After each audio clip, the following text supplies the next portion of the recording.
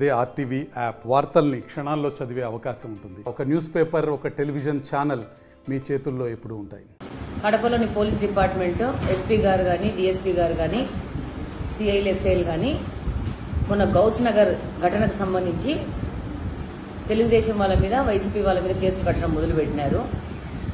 అసలు ఆ రోజు గౌస్ నగర్లో ఎలక్షన్ అయిపోయినాక బూత్ క్యాప్చరింగ్ చేయడానికి పోయిన వైసీపీ వాళ్ళని నిలవరించి తెలుగుదేశం పార్టీ వాళ్ళు వ్యవస్థకు రెస్పెక్ట్ ఇచ్చి నెమ్మదిగా ఉంటే ఎమ్మెల్యే అల్లుడి ఫ్రెండు ఎమ్మెల్యే బంధువులు కార్లకెక్కి వైసీపీ నాయకులను రెచ్చగొట్టి రాళ్ల దాడి చేసి కార్ల మీదకెక్కి తెలుగుదేశం పార్టీ వాళ్ళ మీద ఛాలెంజ్లు చేసుకుంటూ వాళ్ళ యొక్క క్యాడర్తో రెచ్చగొట్టి రాళ్లతో తెలుగుదేశం వాళ్ళ మీద దాడి చేసి మా తెలుగుదేశం యొక్క నాయకులు కార్యకర్తల మీద రాళ్ల దెబ్బలు గురయ్యి వాళ్లకు గాయాలు తగిలితే మేము పెట్టిన కేసు రిజిస్టర్ చేయకుండా కడపలోని పోలీసు వాళ్ళు వైసీపీ వాళ్ళ మీద తెలుగుదేశం వాళ్ళ మీద సమన్యాయం అనుకుంటూ కేసులు పెడుతున్నారు. ఇది ఎక్కడి న్యాయము?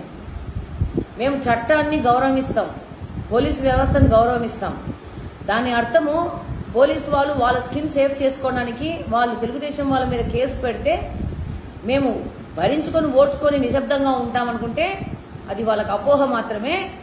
డెఫినెట్గా దీని మీద మేము సీరియస్ యాక్షన్స్ తీసుకోవడం జరుగుతుంది. అసలు అక్కడ ఘటనలో ఎన్నో వీడియోలు ఉన్నాయి.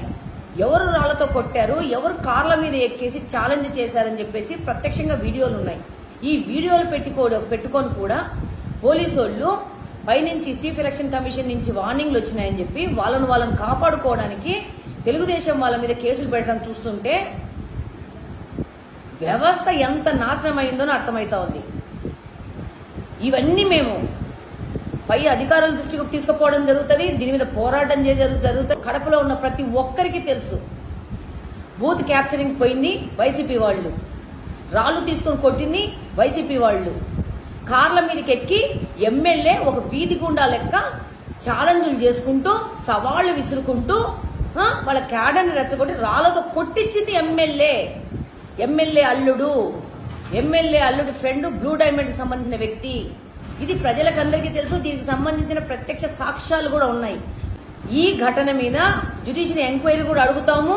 ఇందుకు బాధ్యులైన పోలీసు వాళ్ళకు కూడా మేము చెప్తున్నాము, ఎవరిని వదిలే ప్రసక్తి లేదు.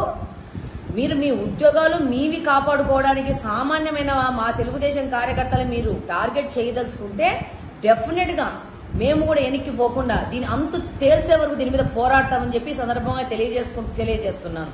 మరిన్ని వీడియోస్ కోసం ఛానల్ ని సబ్స్క్రైబ్ చేయండి. లేటెస్ట్ అప్డేట్స్ కోసం వాట్సాప్ ఛానల్ ని ఫాలో చేయండి. అండ్ లింక్ డిస్క్రిప్షన్ లో ఉంది.